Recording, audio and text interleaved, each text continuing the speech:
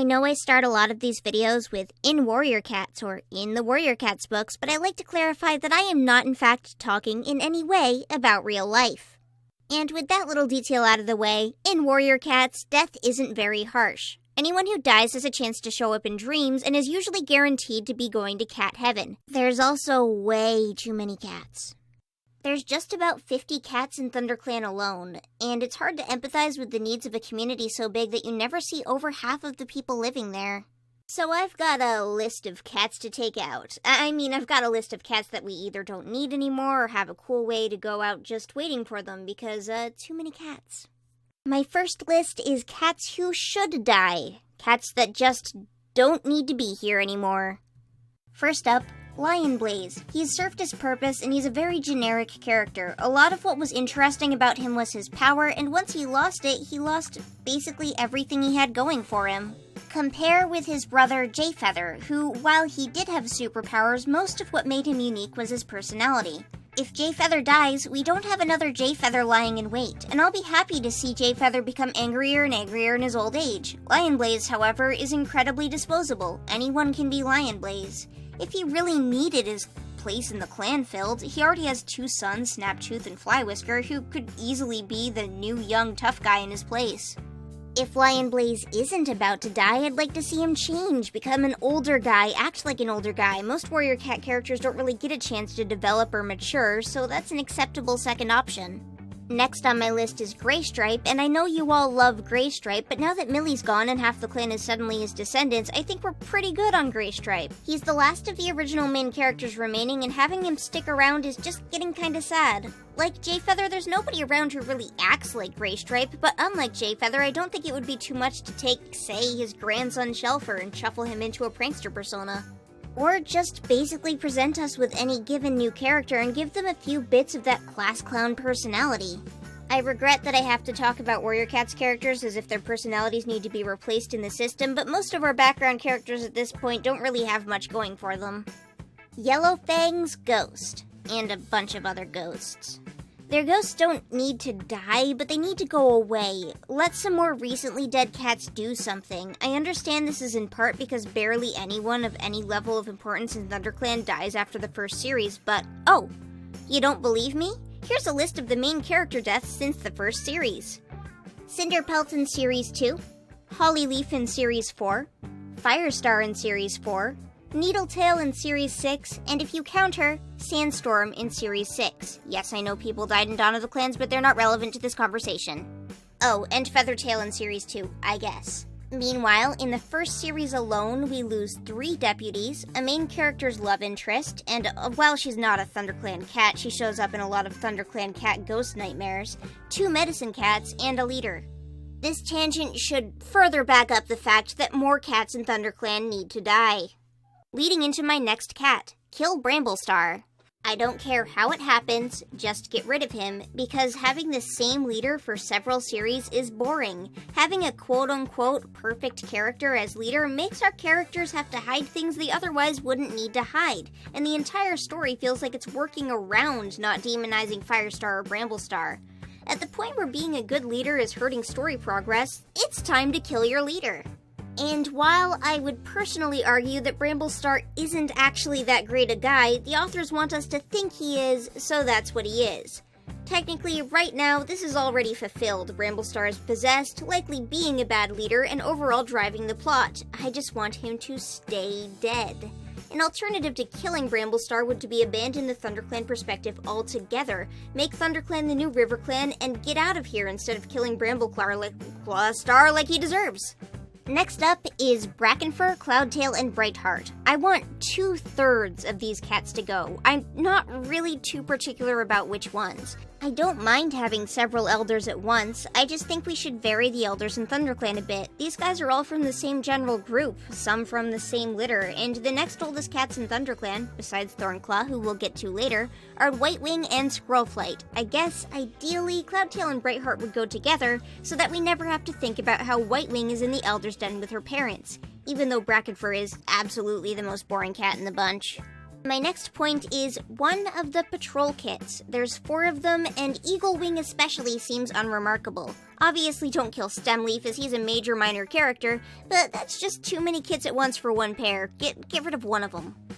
Speaking of which, take out a couple of those Cinder Lion kits too. I'm thinking Snaptooth would be a good one, but Sorrel Stripe wouldn't be a bad choice either. Make her the victim of the new Codebreaker punishments. Her kits are out of the nursery now anyways, and I'm sure she's committed some unforgivable sin. She is Sorrel Stripe after all. Next up is Cherry Fall. She's just a boring background character at this point. She served well as Sparkpelt's mentor, but she's done nothing since. She's very replaceable as an upbeat cat, and it's easy to forget she's even part of the clan. And Amber Moon. Stay dead. Stop coming back. Do you think you're Heavy Step or something? My next short section is cats that could die, although they do not need to rush. First up, Leafshade, a background character with nothing going for her, and whose sister Honeyfur seems to participate just a little bit more. Then there's Cinderheart, who I would like to see become an elder, but I don't really have any reason to keep her around otherwise. Either of the Bristlefrost siblings, Flipclaw or Thrift Ear, could be killed off for her character development whenever. Daisy is probably getting on in years, but I only want her to die or retire if somebody's replacing her role, and beyond maybe Fernsong, nobody seems interested in the nursery queen life lately. Mole Whisker, I just don't care. And Bumblestripe, mostly because without Dubwing around, I'm not really sure what he's got to do anymore.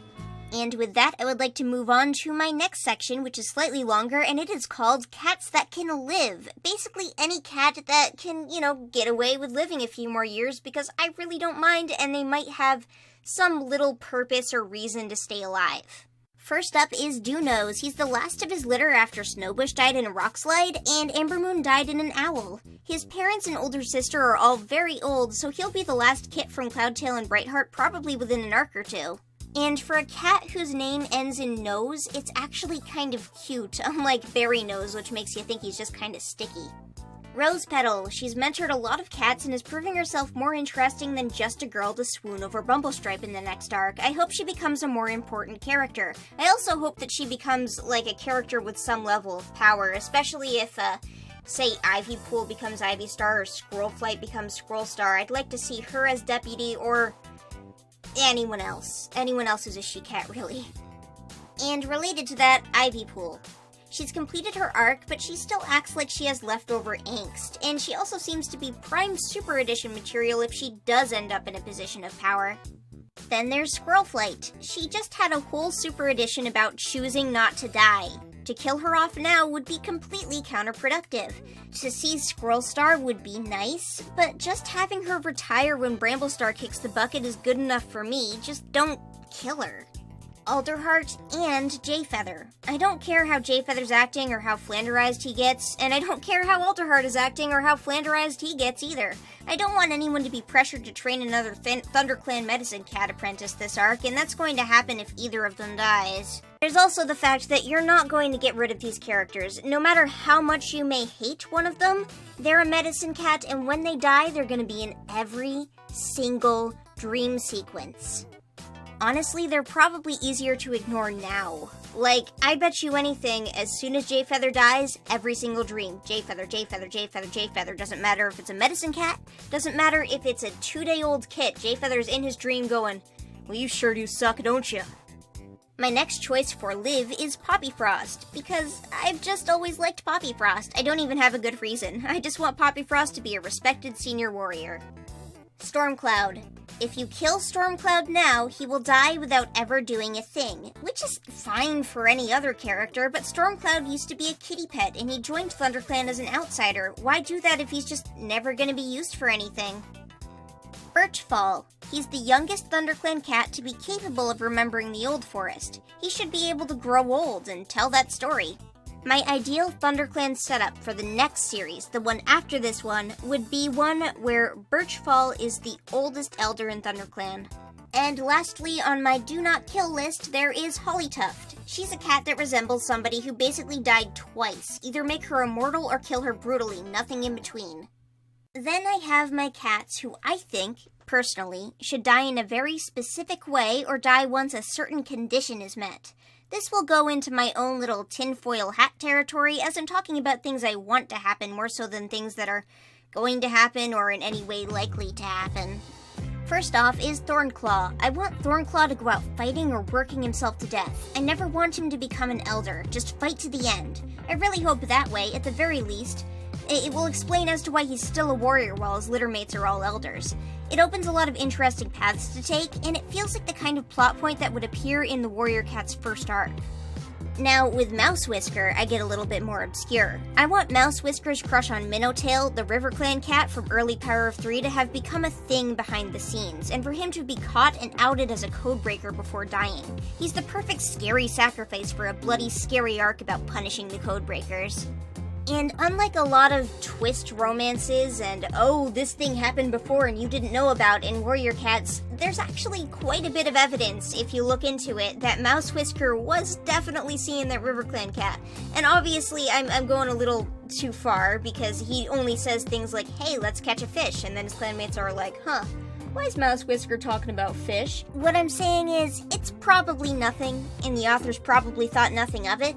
But going back and finding things in previous books to draw more attention to would be something new for Warrior Cats, and it would be good. Trust me, it would be good. For Berrynose, I have a condition. Before Berrynose dies for any reason, I want him to have some sort of moment with Lionblaze. They were rivals early on, and I feel like it was never really properly resolved. Lastly, there's Twigbranch. I want Twigbranch to truly prove her loyalty to ThunderClan, and I want her to go out being as ThunderClan as she possibly can be. And finally, some honorable non-ThunderClan mentions. First up, kill Misty Star, and also kill her son. They're both old, and if you only kill Misty Star, we're looking at what is soon to be 5 male leaders as soon as Leaf Star also goes. On a related note, kill Hairstar, and have Crowfeather become leader, and have Crowstar make Breezepelt his deputy, and then have Breezepelt kill Crowstar. I know this is probably the most far-out thing I'm about to say in this video, and it's not exactly likely, with Breezepelt being suddenly written as a new character who isn't made of condensed malice in Crowfeather's trial, but having Breezepelt fade into the background when he's set up as if he's going to be a continuing problem in Dovewing Silence is a huge waste of what would be a very interesting antagonist. And before I close this off, I have a do not kill for the other clans, and that is any more SkyClan cats with the funny names. My heart cannot take it. Bellaleaf needs to live forever. And that about sums up my list of cats to destroy and or not destroy.